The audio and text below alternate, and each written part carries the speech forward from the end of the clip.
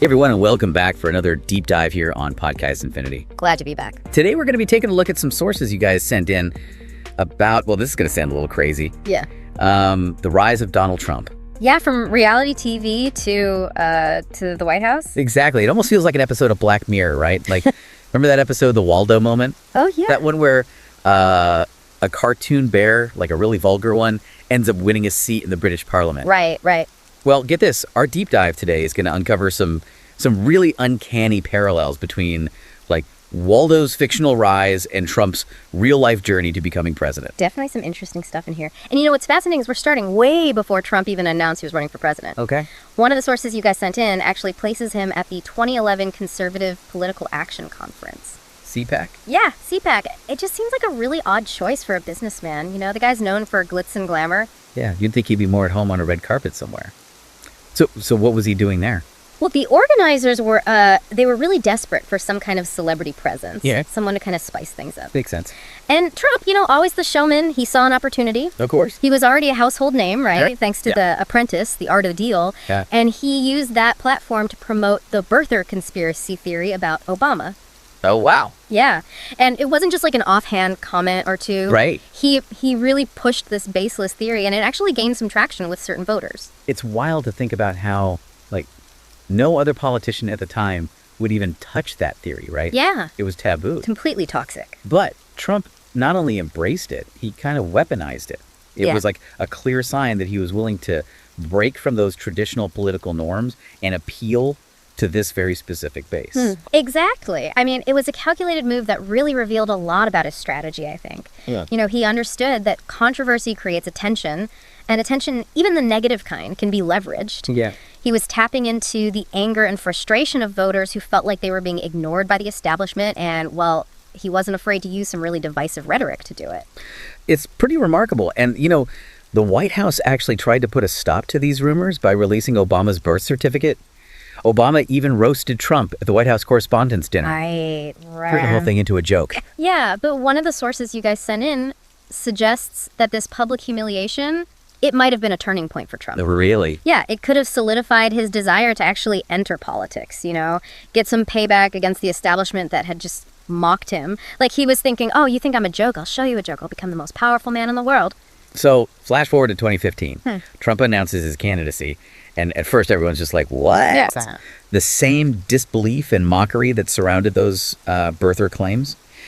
And the Republican establishment, they basically dismissed him as a sideshow. Yeah. But then, something interesting happened. He started to gain some traction. Remember the Waldo moment? I mean, Trump, just like that cartoon bear, he used insults, personal attacks, and a total disregard for, you know, how you're supposed to behave in politics to win over voters. And it worked. He dominated the news cycle. Totally. And yeah, a lot of people were horrified, but a lot of other people were drawn to his, well, let's just say his unconventional style and his message of being anti-establishment. It was like he was throwing out the old playbook, and his opponents had no idea what to do. Exactly. It's incredible to think that, like, he had zero experience in politics. I know. Zero. And he still managed to become the Republican nominee. It's like the rules of the game just completely changed. And here's the thing. His lack of experience, which, you know, you'd think would be a major disadvantage, was actually spun as a positive. Voters saw him as an outsider, not tainted by, you know, the whole Washington corruption thing.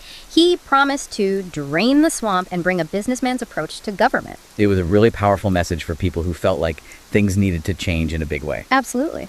So how did this guy, a businessman with no political experience, and let's be honest, a tendency to say some pretty out there things, become the most powerful man in the world? Right. Well, to understand that, we really need to go back and look at how Donald Trump became Donald Trump. Okay, let's do it. You know, one of the sources you guys send in really digs into his personal history, and it reveals a lot about how he sees the world. Okay. He grew up in a wealthy family, right? And in that family, financial success was seen as a sign of divine favor. Wow. Yeah.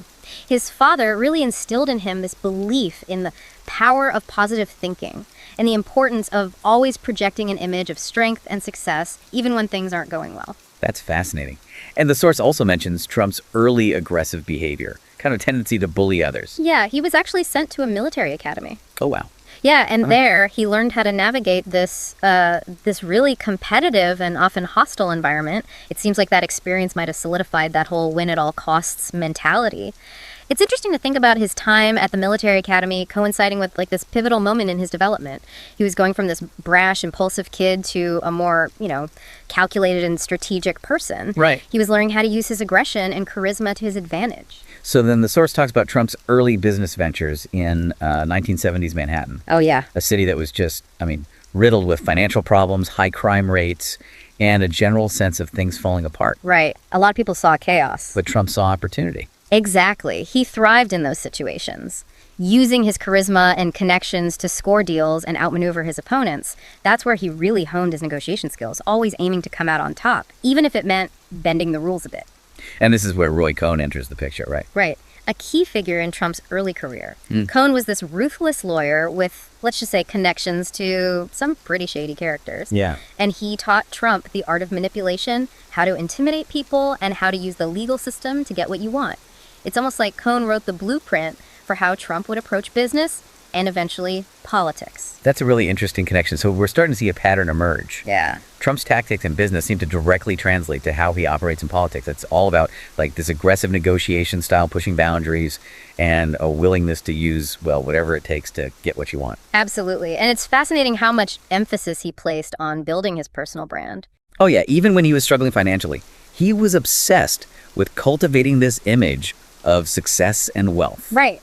Always selling the Trump brand. That set him apart from your average businessman. Yeah. And then, of course, there's The Art of the Deal. Yeah. Ghostwritten by Tony Schwartz. It's this book that, while largely fabricated, creates this powerful story of Trump as this self-made billionaire, a master negotiator who always wins. It was brilliant marketing. It solidified his public image and really laid the groundwork for his later success in politics. Totally. I mean, people already had this idea of who Trump was because of that book. The winner. Right, the strong leader, the guy who could get things done. And then came The Apprentice, further cementing that image. Millions of people tuned in every week to watch him fire people with that signature line, "You're fired." Right. It was entertainment, but it was also subtly shaping how the public saw him. It's amazing how The Apprentice blurred the lines between like reality TV and actual reality. He was playing a character, but that character became so intertwined with his real persona that it was almost impossible to tell where one ended and the other began. Exactly. And one of the sources you sent in highlights this study by Shira Gabriel. She's a psychology professor, and she found that The Apprentice actually cultivated a parasocial relationship between Trump and millions of viewers. Wait, hold on. What's a parasocial relationship? It's basically a one-sided relationship where someone feels connected to a media figure, like a celebrity or a fictional character. Got it. They feel like they actually know them personally, even though they've never actually met them.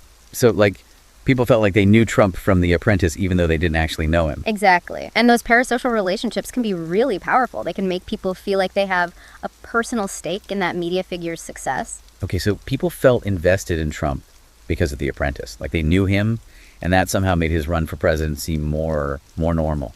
Exactly. It was like they were voting for a friend, even if that friend was a reality TV star with, no political experience. Wow. The line between entertainment and politics had become so blurry that it was almost inevitable that Trump would make that jump from the boardroom to the Oval Office. I think you're right. But there's another piece of the puzzle here, right? This whole anti-hero thing. Our source points out that he wasn't just a successful businessman or a reality TV star. He was also this rebel, a rule breaker. The guy who could be both charming and completely disregard any social norms. Right. And people were drawn to that. He became this symbol of rebellion against the establishment, a voice for the people who felt like no one was listening to them. Exactly. And his willingness to say things that other people wouldn't, even if they were offensive or politically incorrect, well, that resonated with people who were tired of what they saw as political correctness from the media and politicians. He was the anti-politician. Totally. Which ironically made him the perfect politician for a certain segment of the population. Right. And it's interesting how this ties into a larger cultural fascination with anti-heroes. The source brings up examples like Pablo Escobar, the Joker, Tony Soprano. These figures who are flawed, but still have this strange appeal. Oh yeah, I see that. They're charismatic, they challenge authority, they don't play by the rules. And Trump, with his personality and his willingness to, let's say, push the boundaries, definitely fit that mold. He became this relatable figure for people who felt disillusioned with the way things were. The guy who would tell it like it is, even if it meant being offensive or politically incorrect. It's like that comparison the source makes between Trump and Jesse Ventura. Oh, yeah. The wrestler who became governor of Minnesota. Neither of them had any experience in politics, but they both used that unconventional style and that anti-establishment message to connect with voters. Exactly. It was all about this image of being the outsider, the person who was going to shake things up and challenge how things had always been done. They weren't part of the club. Right, and that's exactly what made them so appealing to voters who felt like their voices weren't being heard. Okay, so we've seen how Trump's personal history, his understanding of media, and this whole anti-hero persona contributed to his rise. But what about his political platform? Like, how did his actual ideas resonate with voters? That's where it gets even more interesting. Okay, I'm ready.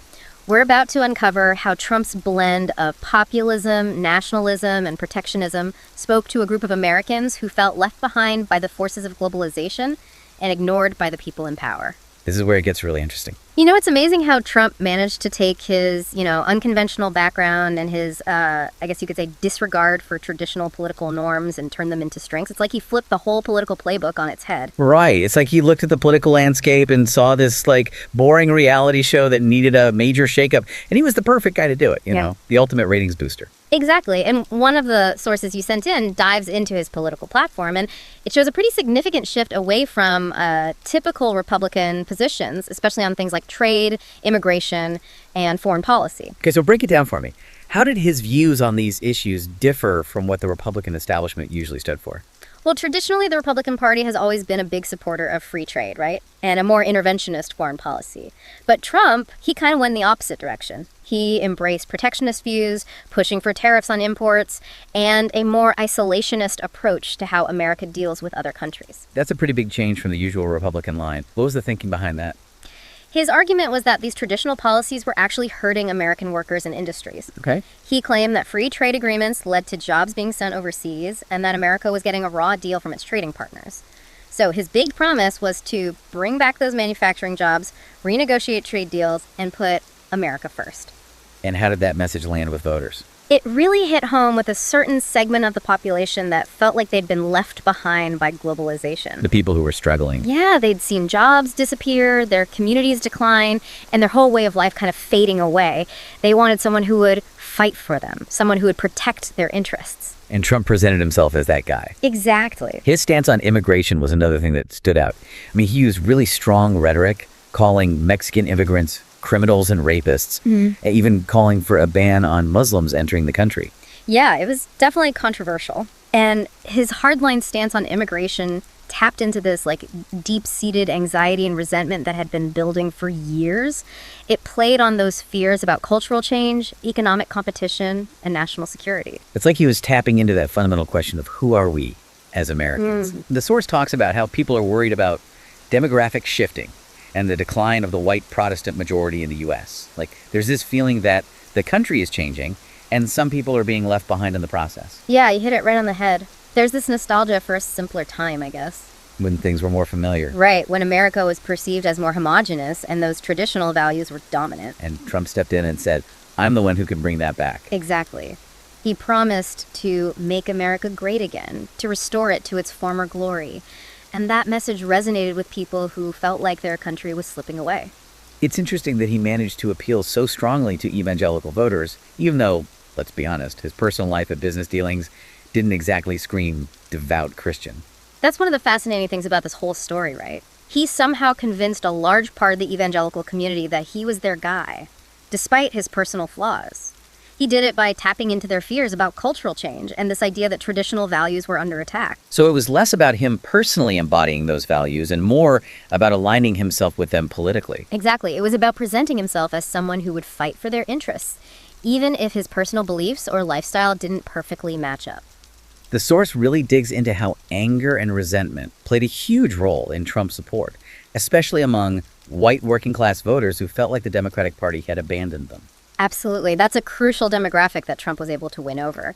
These were voters who traditionally supported Democrats, but felt like the party had lost touch with their concerns. They felt like the Democrats were too focused on identity politics and social issues, and not enough on their economic struggles. So they felt unheard. Yeah, and Trump stepped in and offered a simple explanation for their problems. Okay, what was it? It was the fault of immigrants, unfair trade deals, and corrupt politicians. He promised to fight for them, put their interests first, and make America great again. It was a message that resonated with people who felt ignored and forgotten by those in power.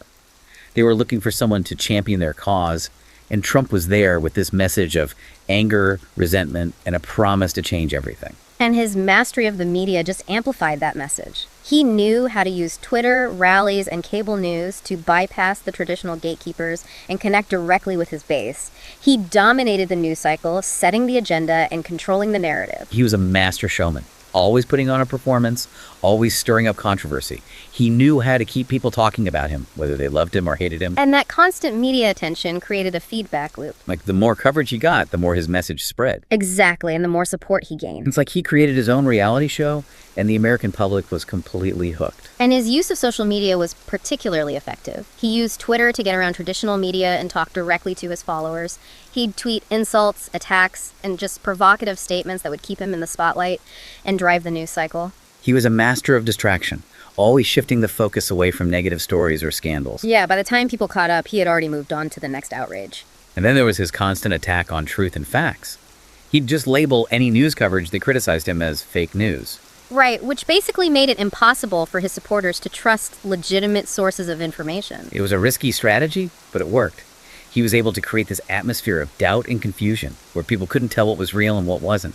He built his own reality, and its supporters were happy to live in it. And that erosion of trust in institutions was a key part of his strategy. He presented himself as the only one who could be trusted, the only one who would tell the truth, the only one who would fight for the everyday Americans who felt forgotten. So it was like, don't believe the media, don't believe the experts, don't believe the politicians, believe me.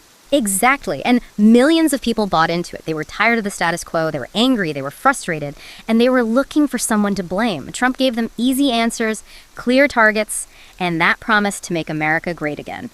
His message was this potent mix of populism, nationalism, and protectionism, all wrapped up in this reality TV-style persona that just took over the country.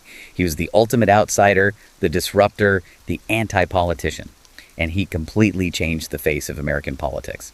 So we've seen how all these different factors came together: his personal history, his media savvy, his anti-hero image, and his ability to tap into those deep societal anxieties. But what about the long-term impact of all this?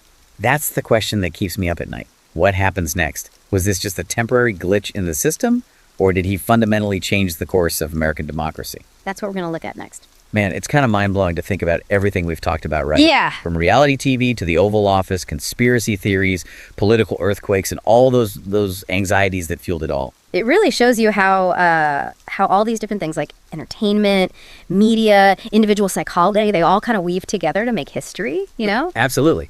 But here's the big question. What happens now?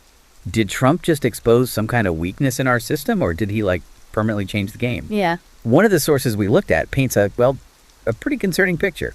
It argues that his presidency wasn't just some weird blip on the radar, but a sign of some much deeper problems in American society. Yeah, and that source really focuses on the damage that was done to our democratic norms and institutions. Think about it, those constant attacks on truth, the manipulation of the media, the way he used those divisions in society to benefit himself. Mm-hmm. All of that has left behind this sense of distrust and division that we're still dealing with. It's like he broke the shared reality that we need to function as a society. Yeah. And now we're stuck trying to put the pieces back together, figuring out how to trust institutions again, how to trust each other, how to even trust the idea of truth itself. Exactly, and that's the scary part. It's not just about disagreeing on policies or candidates. This is about a fundamental breakdown of the principles that a healthy democracy needs to survive. You need a foundation of shared facts and a belief that institutions are legitimate for any of this to work. Makes you wonder if we've reached this point where truth is just, up for grabs, where facts don't really matter, and whoever yells the loudest or controls the story gets to decide what's real. That's the danger, right? We've already seen how easily misinformation can spread, how those algorithms create echo chambers, and how someone who knows how to work a crowd can use those things to build a following based on anger and resentment. It's pretty bleak. Our source doesn't really offer any easy solutions, but it does make this point that we need to see the whole Trump thing as a wake-up call. If we want to save democracy, we can't just sit around and hope things will magically get better. Right, we've got to actively address the root causes that made his rise possible in the first place. Things like economic inequality, racial and cultural anxieties, that feeling of being left behind by globalization. We've got to tackle those things head on. It's a huge task. Oh, yeah. And it's going to take all of us working together to make any real progress. Mm-hmm. But it's also a chance to rethink what a better, more inclusive, and more resilient democracy could look like. That source reminds us that Trump isn't some isolated incident. He's part of this larger trend of populism and authoritarianism that we're seeing all over the world. So the challenges we're facing here in the U.S., other countries are going through the same things. It really makes you realize how fragile democracy actually is. Definitely. That it takes constant effort and participation from all of us to keep it alive. This deep dive has taken us to some pretty dark places. Yeah. But I actually think there's a message of hope in all of this. If we can understand what led us here, we can start to chart a new path forward, one that leads to a stronger, more inclusive democracy. Well said.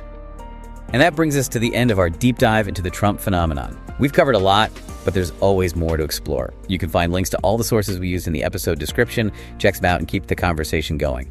Remember, democracy isn't a spectator sport. We all need to be informed, engaged, and willing to help shape the future we want to see. This is Podcast Infinity, signing off.